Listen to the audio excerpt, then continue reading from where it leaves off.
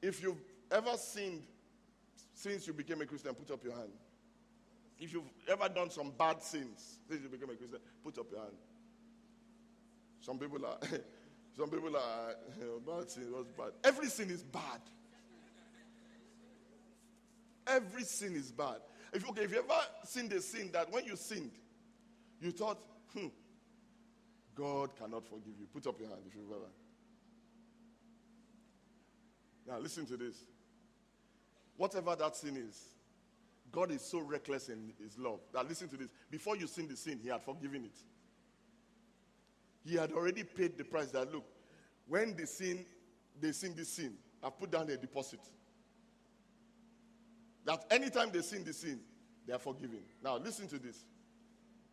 If you have loved like that, if somebody puts money down and say, if they burn this house down, my house, this is the money.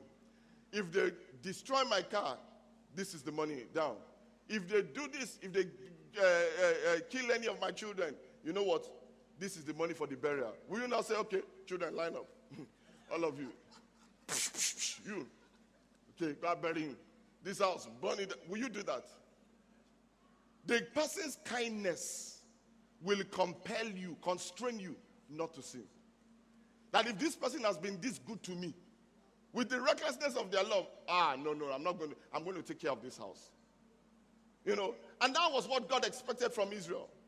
That with the recklessness of his love, I'm an adulterous person. When he said, go and sin no more, that go and sin no more, the level of the recklessness, him dying, I can't sin against this man ever again. I shouldn't.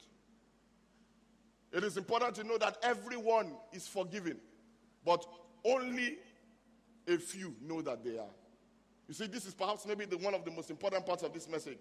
Because everybody here who is a believer knows or appreciates God's redeeming love. We know where we're coming from. But very few appreciate God's reckless love. You know, because we just feel that sin, punishment. You know what?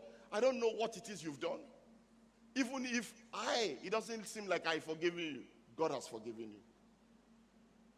Does that make sense?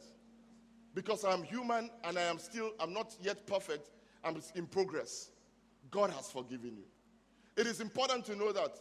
And it is important to understand that everyone is forgiven. All of us here, every single one of us. Abortion. Some people have been in the occult. Some have murdered. Some have done drugs. Some have done prostitution. You know what? Even as Christian, you know what? God's love is so reckless that you are forgiven. Some are divorced. That is the story of Easter. That you are the one that was supposed to be taking that cat of nine tails, the thing that was cutting his back. But you know what? He took your place. You're already forgiven. Tell someone next to you, say, I'm forgiven.